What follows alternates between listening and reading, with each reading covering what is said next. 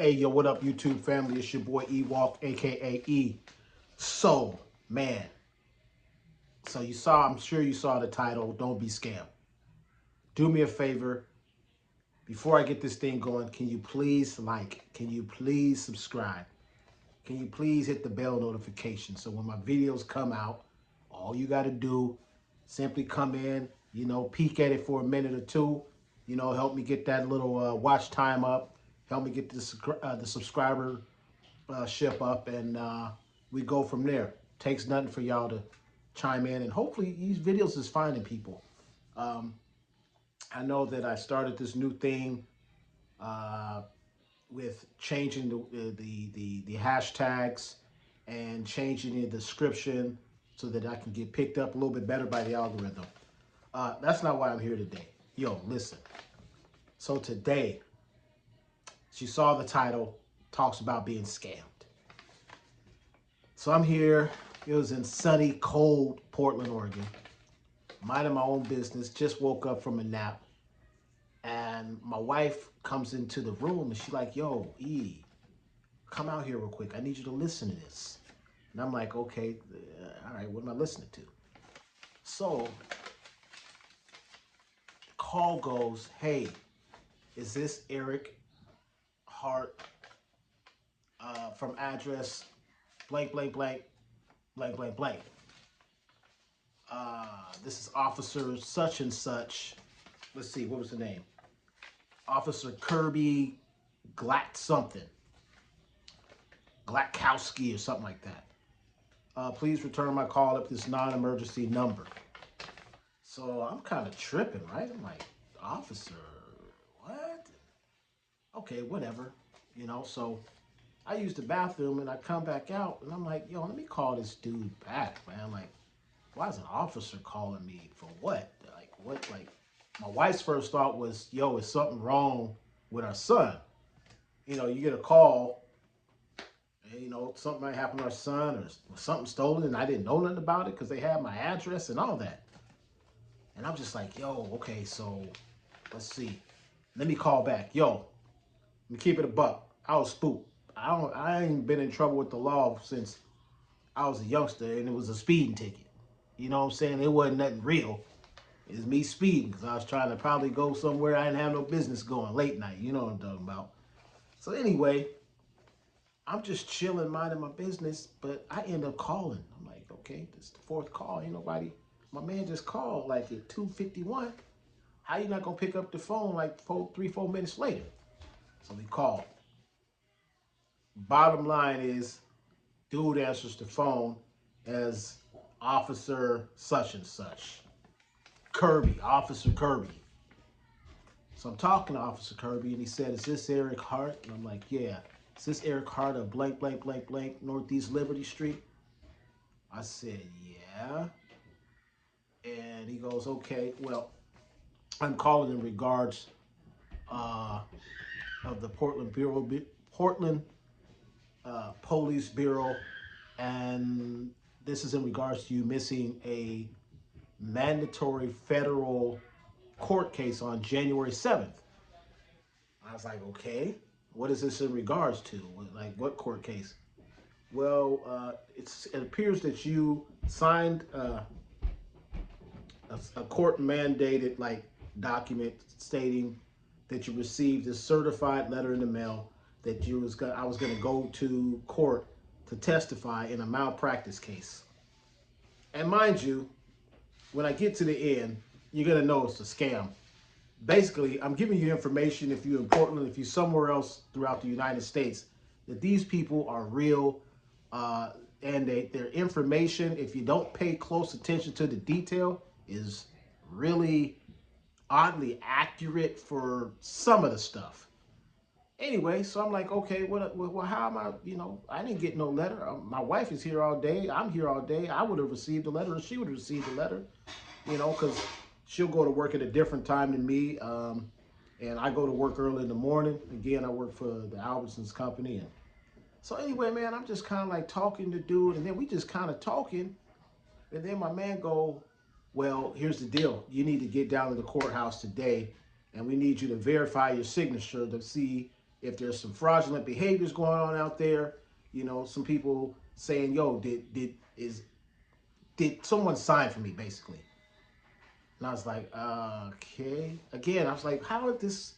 What is this malpractice thing? Like, what are we talking about? I ain't been a part of no malpractice. Hell, last time I went to the doctor, I had a kidney stone. Hurt the hell out of me. You know, never been pregnant, but I'm gonna tell you right now, if you had a kidney stone, I guess they said that's the next closest thing to being pregnant. Thank the Lord I am a man, because that sucker hurt. Anyway, back to the story.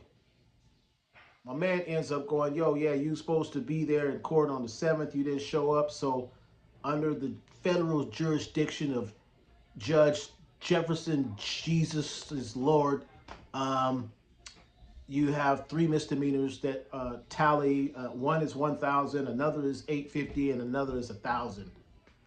And I was like, okay, so and at the end of the day, you're gonna have to pay 2,800, $2,850. And I'm like, what? Like it's like I said right now, bro. I'm kind of shook. I'm trying to figure out what you're talking about. I don't know nothing about no malpractice. I don't know nothing about no case. And how am I being fined for something that I'm not even aware of? He's like, well, here's the deal. You're gonna have to come down to the courthouse today and now. I want you to come down to the courthouse. But before you go to the courthouse, you need to go by this kiosk. Scan your credit card over the kiosk so that you can pay the 2,850. And I was like, I don't got the 2,850. And he's like, oh, you don't? Okay. And I said, furthermore, my transportation is kind of sketch right now because my car is whack and my wife's car got hit. I shared the other day. And it's in the shop right now getting an estimate to see how much damage was done. By the way, the damage done on the car ended up being almost 15,000. So they're going to total the car out. 2014 Volkswagen Touareg. They're going to total the car out and then end up paying the car off, whatever was left, and, cash us out the rest. So anyway, back to the story. My man's like, yo, you got to go to this kiosk before you go to the courthouse and then show your phone so, you can scan the little code. There's like places all over, Portland that you can scan so you can pay for your ticket. And it was that moment that my wife gave me this look like, and I was like, you're right, babe. I said, yo, my man, hold up for a second. I got my homeboy who's a lieutenant in the Portland Police Bureau. Let me call him real quick, and I'm going to put you on three-way, and let's talk about this. And it was at that moment, you know the rest of the little clip, he knew he blanked up. You know what I'm saying? But I'm going to tell y'all, man, the dude was so cold. Excuse me. The dude was so cold that he had me write down. I'm gonna show y'all. If y'all can't, I don't know if y'all can see this. I don't know which way. Anyway, this is a fake like docket number, my case number. This was like the dude's like. By the way, this dude right here, I verified with my lieutenant friend that this is an actual police officer that is currently serving the Portland Police Bureau. And the dude, man, impersonated this guy.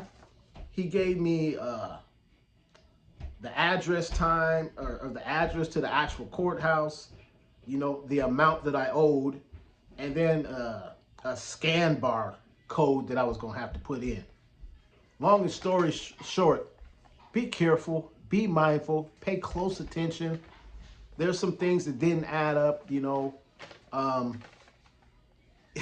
because my daughter came in while it was towards the end of the call, and she was like, well, if they sent out the letter on the 2nd and the court was in the federal case was on the 7th and you didn't show up and it's now the 25th, why they wait until the 25th to deal with you if it was an actual thing? And then my man, who's a lieutenant with the bureau, was like, yo, man, we under no circumstances will ever ask you for money. Like, that's just number one, that don't happen.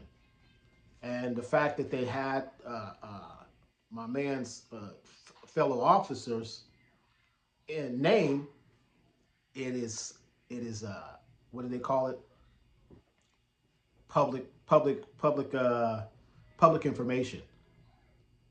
But your boy was spooked for a minute, man. I mean, spooked. I'm like, man, I'm not going to.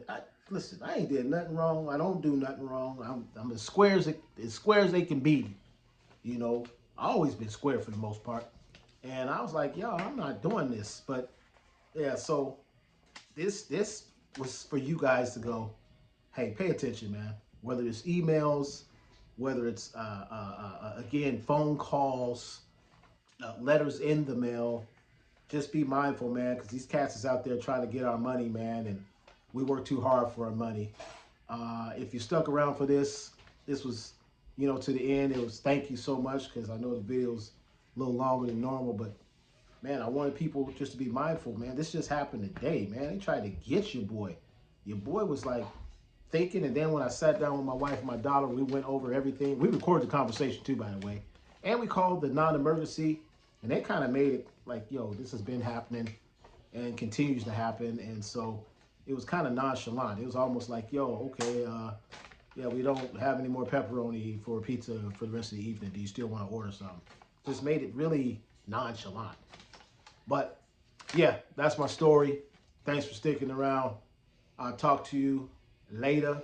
And in the words of my mentor, Eric Thomas, E.T., the hip hop preacher, I can, I will, I must. I'm out. Peace. Don't forget to like and subscribe. Holla.